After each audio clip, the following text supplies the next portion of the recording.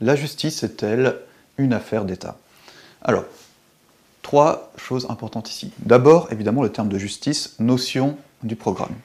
Bien avoir en tête que la justice s'entend en deux sens. D'abord, la justice renvoie à l'institution judiciaire, c'est-à-dire l'institution qui est en charge de faire appliquer la loi et de la faire respecter. Bien.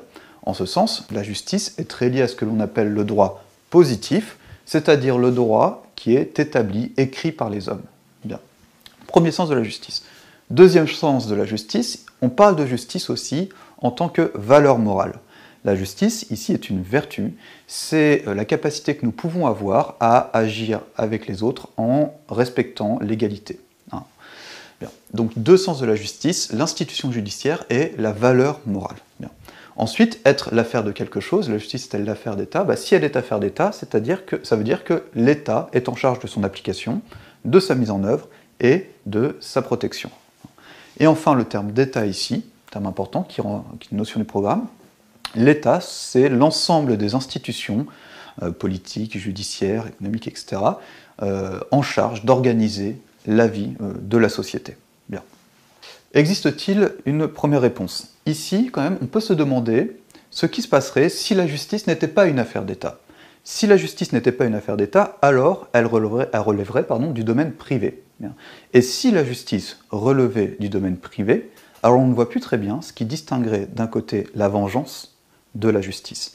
Il y a en fait quand même deux grands avantages à faire de la justice une affaire d'État et qui permettent donc de la distinguer de la vengeance. La première chose que l'on gagne à faire de la justice une affaire d'État, c'est l'impartialité. Seul le juge, en effet, est impartial. D'accord ? Dans le cadre de la vengeance, nous sommes à la fois juge et partie. C'est en déléguant à l'État le soin d'appliquer la loi, d'accord, de la faire respecter, que l'on peut trouver cette impartialité. Ça, c'est très important. Bien. Deuxième chose que l'on gagne à faire de la justice une affaire d'État, c'est la possibilité physique de faire appliquer la loi. En d'autres termes, l'État a la force de faire appliquer la loi. Ça, c'est très important. Max Weber, par exemple, définissait l'État comme cet ensemble d'individus qui possèdent le monopole de la violence légitime. Donc, ça c'est très important. Si je n'ai pas la force de faire appliquer la loi, la justice n'existe pas. Bien. Pascal disait à ce propos que la justice sans la force est impuissante, là où la force sans la justice est tyrannique. Donc il faut mettre ensemble la justice et la force. Et ce n'est possible qu'à la condition de faire de la justice une affaire d'État. Bien. Donc, parce qu'il y a la nécessité de distinguer justice et vengeance, il est nécessaire dans un premier temps de penser que la justice relève de l'État. Quelles sont donc les limites de cette première réponse? Eh bien, il faut considérer d'abord que la justice de l'État, c'est-à-dire la loi telle qu'elle est formulée, est générale, d'accord, par définition dans sa formulation. Sauf que cette loi a pour vocation de s'appliquer à des cas particuliers. Il y a un passage du général au particulier dans l'application de la loi. Bien. Et tous les cas particuliers ne se ressemblent pas, ils sont tous différents. En d'autres termes, l'application de la loi exige une disposition individuelle, c'est-à-dire la capacité à corriger la rigueur de la loi pour l'appliquer de la manière la plus juste possible à la situation que l'on traite. Bien. Cette disposition individuelle peut même permettre d'éviter que la loi appliquée devienne injuste dans son application. Ce n'est pas la même chose, par exemple, que de voler parce que l'on est dans la nécessité, que de voler alors qu'on n'est pas dans la nécessité. Bien. Donc, on voit de ce point de vue-là que la justice réclame une disposition individuelle, une capacité à avoir un sens du juste qui transcende le droit positif, d'accord ? Et de ce point de vue, la justice n'est pas que la justice de l'État. Bien. Donc, première chose.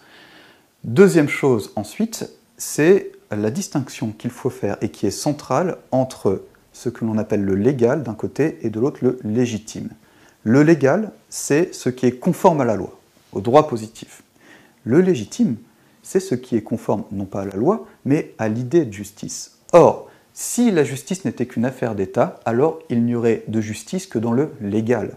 Simplement, il peut exister parfois que l'on trouve une loi injuste et qu'on aille la contester, quoi qu'elle soit légale, en employant des moyens qui peuvent être illégaux, parce qu'on estime donc qu'il y a une justice plus légitime. C'est par exemple ce que fait Antigone, en refusant d'obéir à la loi de Créon, et donc en offrant une sépulture à son frère. Elle agit de manière illégale, mais non pas illégitime. Voilà. Donc, bien voir que la justice est aussi une affaire individuelle, pas seulement de l'État, sous peine de ne plus faire la distinction entre le légal et le légitime.